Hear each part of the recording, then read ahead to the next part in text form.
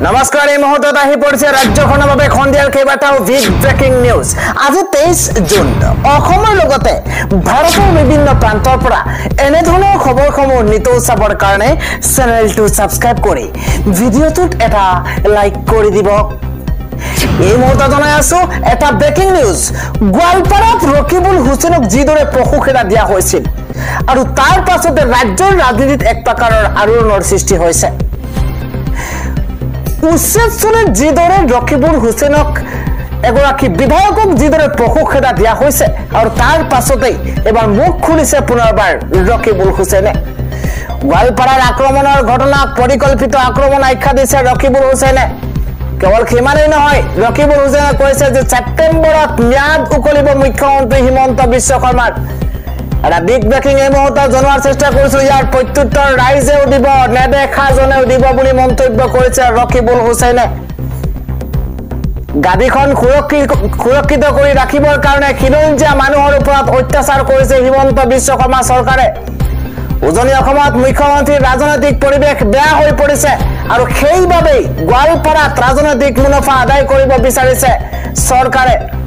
ৰকিবুল হুছেইনে কৈছে 2026 চনলৈ ৰাখিব নালাগে অহা ছেপ্টেম্বৰ মাহত মুখ্যমন্ত্ৰী ডক্টৰ হিমন্ত বিশ্ব শৰ্মাৰ ম্যাদ উকলি যাব মুখ্যমন্ত্ৰী হিমন্ত বিশ্ব শৰ্মাৰ ম্যাদ উকলিলে দুখীয়া লোকৰ ওপৰত চলা অত্যাচাৰৰ পৰা পৰিত্ৰাণ পাব ৰাইজে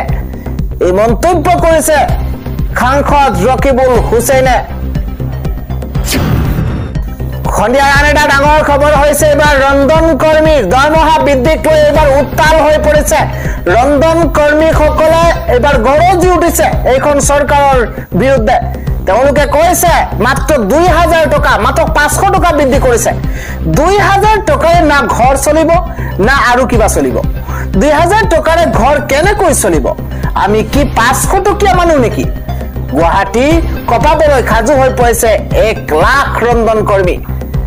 এটা বিগ নিউজ জনোৱাৰ চেষ্টা কৰিছো মাত্ৰ 500 টকা বহাই দিয়া আমি আমাৰ টুপি পিন্ধাব বিচাৰিছে নেকি এইখন হিমন্ত বিশ্ব শৰ্মা চৰকাৰে শেহতীয়াকৈ ৰাজ্যৰ মুখ্যমন্ত্ৰী হিমন্ত বিশ্ব শৰ্মাই ৰন্ধন কৰ্মীৰ দৰমহা বৃদ্ধি কৰিছিল 2000 টকালৈ বৃদ্ধি কৰা হৈছিল ৰন্ধন কৰ্মীৰ দৰমহা আৰু তাৰ পাছতে 1 লাখ ৰন্ধন কৰ্মী এবাৰ ৰাজপথ কপাই তুলিছে তেওঁলোকে কৈছে যে মাত্ৰ 500 টকা বহাই দি আমাৰ টুপি পিন্ধাব বিচাৰিছে নেকি হিমন্ত বিশ্ব শৰ্মা চৰকাৰে 500 টকা আমাক বহাই দিলে আমি কি কৰিব পাৰিম 2000 টকাৰে আমি খামেই নে পিন্ধিমেই নে ঘৰে চলাম কি কৰিম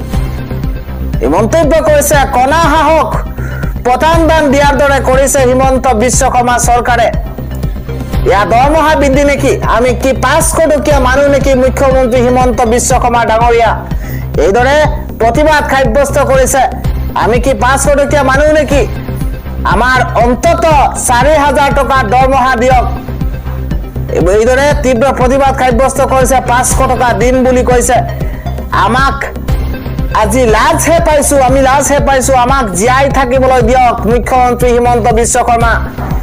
আমি আন্দোলন নকৰো বুলি ভাবিছিলো কিন্তু আপুনি আমাক আন্দোলন কৰাবলৈ বাধ্য কৰাইছে এইদৰে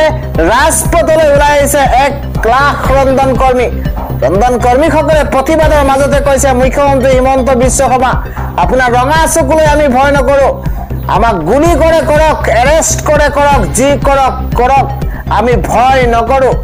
যেতিয়া ৰাজপথলৈ 1 লাখ ৰন্ধন কৰ্মী ওলাই আহে তেতিয়া কি কৰিব 2000 টকাৰে ঘৰ নচলে মুখ্যমন্ত্ৰী হিমন্ত বিশ্ব শৰ্মা ডাঙৰীয়া ঘৰত বহি থকা মহিলাই 1250 টকা অৰুণোদয় আঁচনি পায় কিন্তু স্কুলত কেৰাহী দাঙি ফুৰা মহিলাই পায় মাত্ৰ 2000 টকা দৰমহা 500 টকা ঘূৰাই লওক 4000 টকা দিয়ক জুলাই মাহটো আমি আন্দোলনৰ মাহ হিচাপে ঘোষণা কৰিছো আৰু কলা কাপোৰেৰে মুখ ঢাকি আমি গুৱাহাটী বন্ধ কৰি দিম মুখ্যমন্ত্ৰী হিমন্ত বিশ্ব শৰ্মাৰ বিৰুদ্ধে এইদৰে খৰব হৈ পৰিছে ৰাজ্যৰ ৰন্ধন কৰ্মীসকল আজিৰ সন্ধিয়াৰ আন এটা বিগ ব্ৰেকিং হৈছে এইবাৰ উত্তপ্ত হৈ পৰিছে আমেৰিকাৰ ৰাজপথ ইৰাণ আক্ৰমণৰ বিৰোধিতাৰে এইবাৰ তীব্ৰ প্ৰতিবাদ সাব্যস্ত কৰা হৈছে আৰু বিগ ব্ৰেকিং এই মুহূৰ্তত জনোৱাৰ চেষ্টা কৰিছো ইৰাণৰ পৰমাণু ঘাটি আমেৰিকাই ধ্বংস কৰাৰ পাছতে ভয়ংকৰ পৰিৱেশৰ সূচনা হৈছে আমেৰিকাৰ কেইবাখনো চহৰত হাই এলাৰ্ট জাৰি কৰা হৈছে প্ৰতিবাদত উত্তাল হৈ পৰিছে আমেৰিকাৰ ৰাজপথ আকাশ বতাহ উত্তাল হৈ পৰিছে যুদ্ধৰ বিৰোধিতাৰে নিউয়ৰ্কত প্ৰতিবাদী সমদল উলিওৱা হৈছে ইৰানৰ ওপৰত আমেৰিকাৰ আক্ৰমণৰ বিৰোধিতাৰে হাতে হাতে প্লেকাৰ্ড লৈ ওলাই আহিছে সাধাৰণ জনতা গাজাৰ ধ্বংসস্তূপত হাহাকাৰ কৰা জনতাক লৈ ইজৰাইলক সমালোচনা প্ৰতিবাদকাৰীৰ হাজাৰ হাজাৰ লোকে ৰাজপথত নামি সাব্যস্ত কৰিছে তীব্ৰ প্ৰতিবাদ পেলেষ্টাইনৰ পতাকা হাতত লৈ প্ৰতিবাদ আমেৰিকাৰ জনতাৰ ইৰানৰ বিৰুদ্ধে কৰা যুদ্ধ শেষ কৰাৰ শ্লোগানেৰে সাব্যস্ত কৰিছে প্ৰতিবাদ ইৰানৰ পৰমাণু ঘাটি আমেৰিকাই ধ্বংস কৰাৰ পাছতে ভয়ংকৰ পৰিৱেশ আমেৰিকাৰ কেইবাখনো চহৰত হাই এলাৰ্টো জাৰি কৰা হৈছে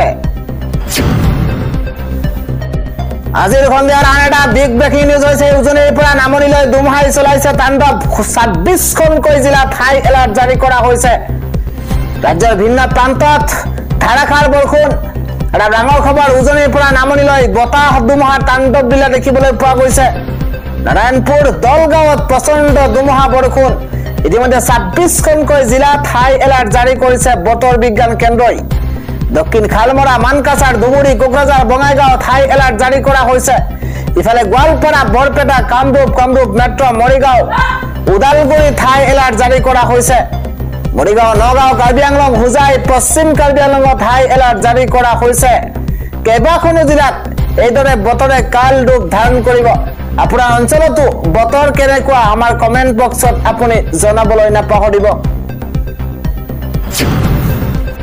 আমি জনাই গৈছো সন্ধিয়াৰ আন এটা ৱাৰ ব্ৰেকিং এবাৰ ইৰানৰ পৰমাণু ঘাটিত ভয়ংকৰ মিসাইল আক্ৰমণ এবাৰ ইজৰাইলৰ এটা বিগ ৱাৰ ব্ৰেকিং জনোৱাৰ চেষ্টা কৰিছো আমেৰিকাৰ পাছত পুনৰ ইৰানত আক্ৰমণ এবাৰ ইজৰাইলৰ ইৰানলৈ লক্ষ্য কৰি কেইবাটাও মিসাইল নিক্ষেপ এবাৰ ইজৰাইলৰ ধাৰাসাৰ মিসাইল নিক্ষেপ কৰি ধ্বংসলীলা চলাইছে ইজৰাইলে ইৰানৰ কেইবাখনো চহৰত ভয়ংকৰ মিসাইল আক্ৰমণ ইজৰাইলৰ The big breaking এবাৰ ইৰানৰ পৰমাণু ঘাটি বা নিউক্লিয়াৰ প্লান্ট ফুডত ধাৰাসাৰ বোমাৰে আক্ৰমণ কৰা হৈছে ইৰান টিভি সংবাদ গোষ্ঠীৰ বিল্ডিঙতো এইদৰে বোমা নিক্ষেপ কৰা হৈছে ইজৰাইলৰ তৰফৰ পৰা আনহাতে আমেৰিকাৰ অপাৰেচন মিডনাইট হেমাৰক সমালোচনা আমেৰিকাৰ জনতাৰ নিউয়ৰ্কৰ ৰাজপথলৈ ওলাই আহি প্ৰতিবাদ সাব্যস্ত কৰিছে হাজাৰ হাজাৰ জনতাই ইৰানৰ সমৰ্থনত ৰাজপথত প্ৰতিবাদ আমেৰিকাৰ জনতাৰ পৰৱৰ্তী খবৰটো হৈছে সাধাৰণ ৰাইজে বেয়া পায় মুখ্যমন্ত্ৰী হিমন্ত বিশ্ব শৰ্মাক ছেপ্টেম্বৰৰ ভিতৰতে মুখ্যমন্ত্ৰী হিমন্ত বিশ্ব শৰ্মাই চকী এৰিব লাগিব এই মন্তব্য কৰিছে কাকত ৰকিবুল হুছেইনে আমি জনাই আছো এটা বিগ পলিটিক্যাল ব্ৰেকিং নিউজ এবাৰ সাধাৰণ ৰাইজে বেয়া পায় মুখ্যমন্ত্ৰী হিমন্ত বিশ্ব শৰ্মাক হিমন্ত বিশ্ব শৰ্মাক ইমানেই বেয়া পায় সেই কথা গুৱাহাটীত বহি থাকিলে গম পোৱা নাযায় যিমানেই মাটিত নমা যায় গাঁৱে গাঁৱে যোৱা হয় তেতিয়াই গম পায় কিমান বেয়া পায় মুখ্যমন্ত্ৰীক পাপ কৰিলে বেমাৰ হয় ডাঙৰ বেমাৰ হয় মুখ্যমন্ত্ৰী হিমন্ত বিশ্ব শৰ্মাই কাকোকে সন্মান নকৰে 2026ৰ আগতে মুখ্যমন্ত্ৰী আসনৰ পৰা আঁতৰাব হিমন্ত বিশ্ব শৰ্মাক ছেপ্টেম্বৰৰ ভিতৰতে মুখ্যমন্ত্ৰীক চকী এৰিব লাগিব মুখ্যমন্ত্ৰী হিমন্ত বিশ্ব শৰ্মাই 1,50 কোটি টকাতকৈও বহুত বেছি ধাৰত পুত গৈছে ৰাজ্য চৰকাৰ হিমন্ত বিশ্ব শৰ্মাৰ বিৰুদ্ধে এইদৰেই খৰব হৈ পৰিছে এবাৰ ৰকিবুল হুছেইন আন এটা খবৰ হৈছে শ্ৰীভূমিত আজি ভয়ংকৰ পৰিস্থিতিৰ সূচনা হৈছে এবাৰ ৰেল অৱৰোধ কৰি তীব্ৰ প্ৰতিবাদ সাব্যস্ত কৰিছে ৰাইজে ডাঙৰ খবৰ এই মুহূৰ্তত আৰক্ষী আৰু জনতাৰ মাজত তীব্ৰ হতাহতিৰ সৃষ্টি হৈছে শ্ৰীভূমিৰ মহিষাখন ৰেল ষ্টেচনত ৰাইজৰ ৰেল অৱৰোধ কাৰ্যসূচী মহিষাখন শিলচৰৰ মাজত নিয়মীয়া ৰেল চলাচলৰ দাবীৰে তীব্ৰ প্ৰতিবাদ কাৰ্যসূচী হাতত লোৱা হৈছে পুৱাই ৰেল ষ্টেচনত উপস্থিত হৈছে শ শ ৰাইজ দীৰ্ঘদিন ধৰি ৰাইজে জনাই আহিছিল ষ্টেচনটোত ৰেল ৰখোৱাৰ দাবী আৰু প্ৰতিবাদকাৰীক দমন কৰিবলৈ নিয়োগ হৈছে বৃহৎ সংখ্যক আৰক্ষী তথা CRPF বাহিনী আৰক্ষী প্ৰতিবাদকাৰীৰ মাজত তীব্ৰ হতাহতিৰ সৃষ্টি হৈছে আৰু অৱশেষতে আৰক্ষীয়ে নিয়ন্ত্ৰণ কৰিছে পৰিস্থিতি কিছু সময়ৰ পাছতে চাম কাটে প্ৰতিবাদমুখৰ পৰিস্থিতি আন এটা খবৰ হৈছে অৱশেষত 15 বছৰৰ পাছত আদালতে দুখমুক্ত কৰিছে কৃষক নেতা অখিল গগৈক। 10 সহস্ৰাধিক ৰাইজৰ সহযোগত বিগত 2010 চনৰ ডিচেম্বৰত ধেমাজি জিলা আয়ুক্তৰ কাৰ্যালয়ত সন্মুখত কৃষক নেতা অখিল গগৈয়ে বিক্ষোভ প্ৰদৰ্শন কৰিছিল। কৃষক ৰাইজৰ সৈতে ধেমাজিত প্ৰতিবাদ কৰা বিষয়ক লৈ 2010 চনৰ পৰা ধেমাজি আদালতত চলি থকা গোচৰৰ দুখমুক্ত হল কৃষক নেতা অখিল গগৈ। দৰাচলতে ধেমাজি জিলাখনৰ কৃষকসকলৰ বিভিন্ন সমস্যাক লৈ জিলাখনৰ 10 সহস্ৰাধিক ৰাইজৰ সহযোগত বিগত 2010 চনৰ ডিচেম্বৰত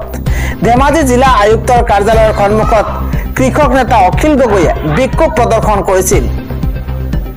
কৃষকসকলৰ সমস্যাসমূহ সমাধানক লৈ বহু সময় ধৰি কৃষক ৰাইজে জিলা উপায়ুক্ত কাৰ্যালয় ঘেৰাও কৰি প্ৰতিবাদ কৰা সমান্তৰালভাৱে তদানীন্তন জিলা আয়ুক্ত ডক্টৰ পি অশোক বাবু তথা জিলা প্ৰশাসনে উপায়ন্তৰ হৈ ৰাইজৰ ছত্ৰভংগ দিয়াবলৈ লাঠি চালনা কৰাৰ লগতে কন্দুৱা গেছ নিক্ষেপ কৰিছিল। উল্লেখযোগ্য যে এনে উত্তেজনাৰ মুহূৰ্তত বাতৰি প্ৰেৰণ কৰিবলৈ যোৱা